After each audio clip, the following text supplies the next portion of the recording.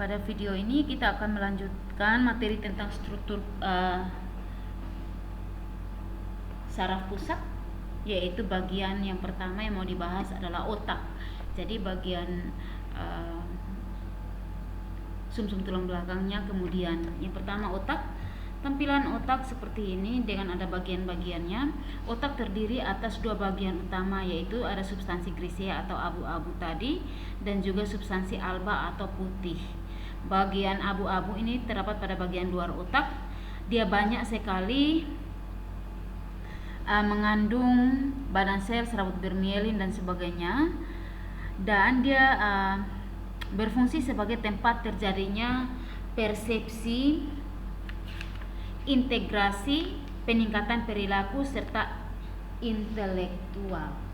Itu pada bagian otak, pada bagian abu-abu. Sementara kalau pada bagian alba atau bagian putih, ini bagian dalam otak, fungsi sebagai pusat koordinasi motorik.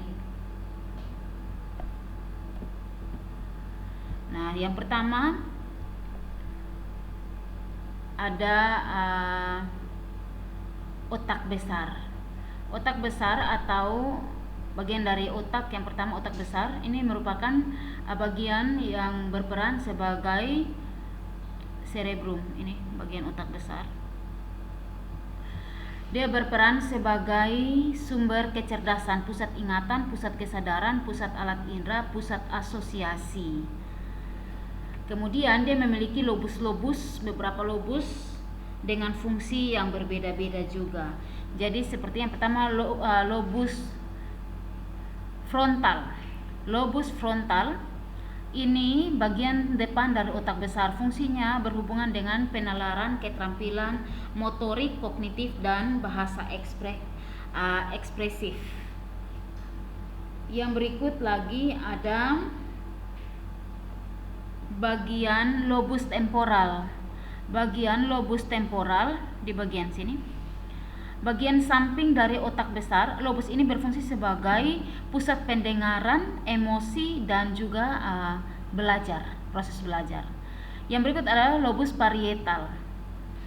Di belakang lobus frontal ini letak parietal, biasa dikenal sebagai ubun-ubun. Jadi kalau cerebrum ini ada di bagian jidat, biasanya bagian dalam jidat. Sementara lobus parietal ini di bagian ubun-ubun. Lobus ini dia fungsinya pengaturan suhu, rasa, tekanan, kemudian sentuhan dan rasa sakit. Makanya biasa kalau anak masih kecil, orang tua biasa kalau jalan keluar malam atau di saat cuacanya berangin pasti diwajibkan menggunakan topi atau menutup bagian ubun-ubun. Biasa mama bilang, tutup ubun-ubunnya. Nah, tidak salah juga, itu adalah respon alamiah yang biasa dilakukan oleh orang tua, karena memang pada lobus parietal atau bagian ubun-ubun ini terdapat lobus parietal yang fungsinya itu pengaturan suhu, rasa, tekanan, sentuhan, dan sebagainya. Yang berikut adalah lobus occipitalis. Lobus ini dia terdapat di bagian belakang otak besar. Nih. Jadi kalau ini bagian dari depan wajah kita, ya berarti dia seperti ini. Oke, bagian belakang lobus occipital. Lobus ini berperan sebagai penerima rangsangan visual, penafsiran, dan juga informasi. Menerima informasi itu lobus occipital. Kemudian bagian kedua dari otak selain tadi otak besar ada diencephalon. Diencephalon ini adalah terletaknya di antara cerebrum dan otak tengah. Diencephalon terletak di, kalau otak tengah itu mesencephalon, otak tengah. Di sini diencephalon terletak di antara cerebrum dan otak tengah. Cerebrum dan otak tengah. Nah, diencephalon ini terdiri dari talamus, hipotalamus, dan epitalamus. Nah, diencephalon bagian talamus ini, bagian yang pertama dari diencephalon yaitu bagian talamus.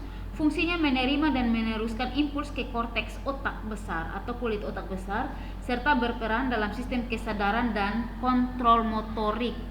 Ini hipotalamus. Hipotalamus. Jadi dia ini untuk bisa mengontrol bagian talamus, bagian hipotalamus.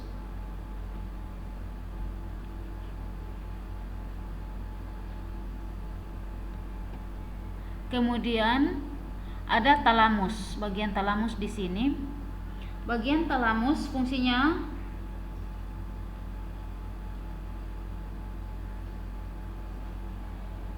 bagian kedua, hipotalamus fungsinya ini untuk mengendalikan aktivitas sistem saraf otonom atau saraf tak sadar, seperti dia mengatur frekuensi denyut jantung, tekanan darah, suhu tubuh, dan juga pencernaan makanan. Itu merupakan rangsangan-rangsangan yang tidak bisa kita rasa. Nah, itu diatur oleh bagian hipotalamus ini, yang kecil ini. Kemudian ada bagian epitalamus. Bagian epitalamus ini dia punya fungsinya, dia merupakan pita sempit jaringan saraf yang membentuk atap diencephalon, berperan dalam dorongan emosi.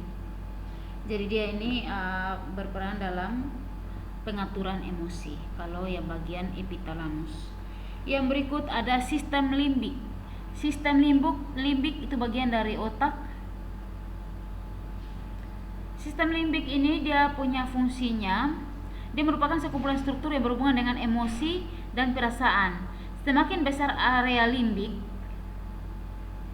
maka tingkat hubungan emosionalnya semakin besar pula.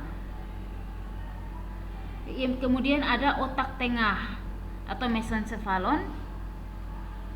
Mesencephalon ini dia merupakan penghubung antara pons Farolli, ada pons Farolli, kemudian dan otak kecil. Ini otak kecil. Nah, kemudian fungsinya adalah sebagai pusat refleksi atau pusat refleks, gerak refleks. Pons Farolli ini fungsinya untuk menghantar impuls dari bagian kiri dan kanan otak kecil, kemudian mengatur frekuensi serta kekuatan bernapas. Yang berikut otak kecil. Otak kecil sendiri, kalau tadi pons Farolli biasa disebut juga dengan jembatan Farol. Kalau otak kecil atau cerebellum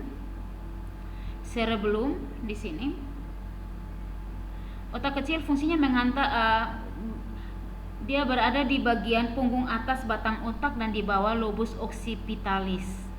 Dan otak kecil ini berfungsi untuk mempertahankan keseimbangan, mengontrol gerakan mata dan sebagainya pada tubuh kita. Itu bagian dari otak kecil. Gerakan mengontrol koordinasi gerakan sadar yang berkaitan dengan keterampilan, misalnya mengetik, main piano maupun berlari. Kemudian meningkatkan tonus atau kontraksi otot, kemudian gerakan bola mata atau gerakan mata, itu semua diatur oleh otak kecil. Yang berikut ada medula oblongata. Kalau medula oblongata ini medula oblongata berfungsi untuk mengatur denyut jantung, tekanan darah, pernapasan, gerak alat pencernaan, bersin misalnya batuk, dan juga mata berkedip, gerakan refleks yang lain, kelenjar pencernaan untuk mensekresikan enzim. Itu adalah fungsi dari medula oblongata. Kemudian bagian pernapasan, kontrol tekanan darah. Makanya kalau orang tekanan darahnya naik atau turun, pasti di bagian belakang kepala itu terasa sakit karena medula oblongata ini atau bagian juluran ini dia menuju ke saraf tulang belakang. Nah, bagian ini yang biasa sakit di bagian dekat leher kita.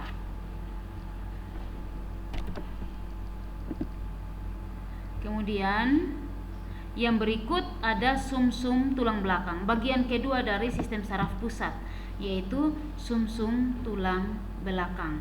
Nah, untuk sumsum tulang belakang ini dia terdiri atas sama seperti otak, ada substansi alba atau bagian putih. Kemudian ada substansi grisea atau bagian abu-abu yang merupakan bagian terletak di dalam. Jadi ini lapisan abu-abu ada di dalam, lapisan abu-abu yang berwarna abu-abu. Sementara lapisan yang putih ini dia berada di bagian luar. Dan pada sumsum tulang belakang terdiri atas akson tidak bermielin. Jadi kalau diperhatikan akson neuron sensorik, badan sel neuron, kemudian ada akson neuron motorik, badan sel neuron motorik. Itu merupakan kumpulan sel-sel saraf yang ada pada sumsum tulang belakang. Kalau fungsi dari sumsum tulang belakang sendiri, ini dia sebagai penghantar impuls sensorik reseptor ke otak. Kemudian ada fungsi yang berikut adalah pusat gerak refleks dan penghantar impuls motorik dari otak ke efektor atau untuk kita bisa merespon rangsangan tersebut. Oke. Jadi ini materi tentang struktur dari saraf pusat yang tersusun oleh otak dan juga sumsum tulang belakang.